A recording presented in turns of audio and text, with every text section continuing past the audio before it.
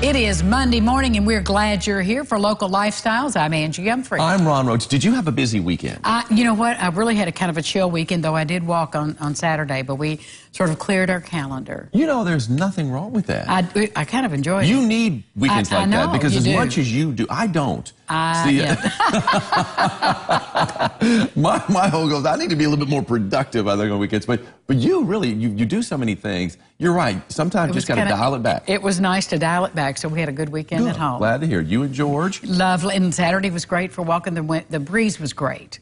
So that helped me. Oh, my goodness. And we've got a breeze today. That's about the only thing that's going to help you out today. It's tough. I walked this morning. Yeah. Coming up today on Local Lifestyles, besides a breeze, there you go. we kick off this week with the amazing talent of our friend Monty Skelton. Yes. He brought us an album and everything. I know. Can't wait to share his music. Audubon State Park invites you to turn the page, travel to Maine, and create with clay. Lisa Hoffman will have more for their calendar. And pet grooming and pet training from Grooming Haven Pet Salon and Boutique. We're going to meet two gals and their little friend. And, of course, it's Monday Fun Day. Yeah. Charlie Stocker will be taking your calls, so yay. You know, today is considered a dog day because, you know... Because you mean of the heat? Or the heat as much as anything. But basically what happens is, even though you don't see it, Sirius is called the dog star. And it actually is moving across the sky with the sun, okay? Even though you cannot see it. So that's it's there. That was just because you don't see it doesn't mean it's not there. Right? but obviously it happens this time of the year when it's really hot. So we call them dog days. I mean, one thing I've noticed about dog days, or dogs that come into the studio on these dog days, they love the cold concrete floor. They do love the cold concrete. Look. After being out in the heat he's already with all that asleep. fur. Yes. They just love to kind of roll around on the cool concrete. It's parts of this. But everybody else in here is dressed up in like... I know, we're freezing. What is that? The Snuggie. Yeah, because it's cold in here. Let's take a look outside right now and show you what we've got. It's nothing we haven't already seen. Of course, we saw it yesterday, basically. Hot, humid, hazy sunshine. Now, we are getting a breeze, though.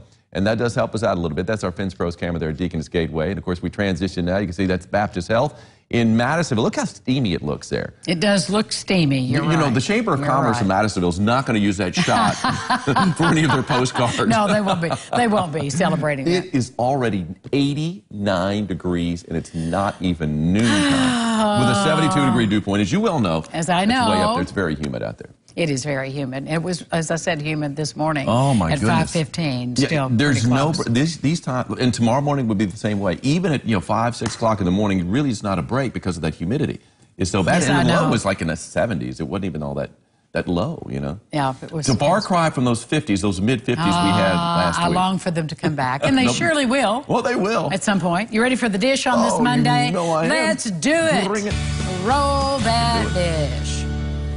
This Ferrari GTO is the most valuable car ever sold in public auction, selling for a record-breaking $48 million. The 1962 Ferrari 250 GTO sold Saturday at Sotheby's Monterey Car Collector Sale in California. Only 3 dozen of these were made, but they are still running, all of them. The GTOs are so pricey because, well, they were the dominant racing cars in the 60s, and they look pretty swell, too. They do. So $48 million, you get to have that in your driveway. Oh, yeah, without a doubt. That's not going to happen. The 60s, they had a nice style of car. A lot of those, that's when the Mustang came out, was created in the mid-60s. It's so cool. Yeah. Those sports cars back then were just, they had it going back then. Yes, they did. Then the 70s came around. What happened? I don't know. I think everybody started wanting Pacer. big, well, right, the Gremlin. Oh, my goodness, forgot about that. And rightly so. Yeah. And the Pacer. We've tried to put those in our rearview mirror, but 70s, nobody's bragging about that. Nobody's going to pay $48 million for a car from the 70s, unless it's early 70s, I guess, a muscle car. And that's it. I'm guessing. You don't know the car people, but there's your GTO. Well, it is still summer, but Starbucks, you're going to love this, releasing the autumnal seasonal classic pumpkin spice latte. Earlier launching, usually they'll launch in September, but the chain announced last week that you can get your favorite fall fix as soon as Tuesday.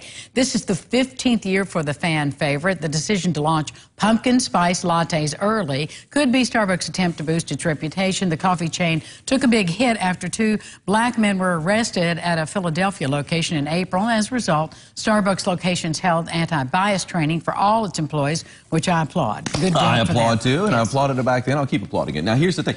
Now, they're trying to redeem the reputation a little bit. So, they've got this pumpkin spice latte out earlier. Which you do love, right? Don't you love that I do love it. I think it's fantastic. Do I think it's fantastic on a 95-degree day? I mean, you're rolling out a little earlier. I mean, are we really into the fall? I mean, if it was last week, a lot of people would just rush down. Oh, they would have, yeah. And even on the hottest So is it day. Tomorrow?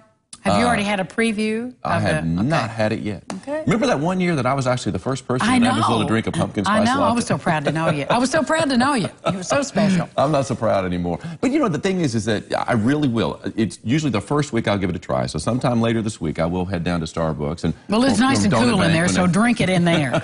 Or bring it in here. It's freezing in here, too. So. Oh, my goodness. It'd probably become iced coffee in here. Yeah, you might like it in here. Just don't go out. Don't take it to the weather center out there. Yeah. Well, there's a new top apple in town, friends. The that. Gala is projected to become the top produced apple in the United States, and that means Red Delicious apples, which top the list for more than 50 years, will fall to second place. This, according to the U.S. Apple Association. Gala production is estimated to rise to nearly 52.5 million pounds by the end of 2018. Red Delicious, meanwhile, is expected to fall into just under 52 million this year. Granny Smith is expected to land in third, followed by Fuji and Honey Crisp, respectively. Love my apples. I will say this, though, you know, and I was kind of disappointed to see that. Poor Red Delicious, but, you know, it's on top for 52 years. You know, it's time to make room. And for the longest time, I was a Red Delicious apple eater. Maybe I'm kind of a trendsetter, because about 5 years ago, I switched over to Gala. Yeah. Although you say Gala, I say Gala. Wait, you say... Yes, it's a plaza. Yeah. Yeah, exactly. Tomato. Yeah. But you know how it is. I mean, it's like, but I made the switch, and I'm thinking, well, a lot of other people probably did too. I'm thinking along the way. So it's kind of sad to see it go, but...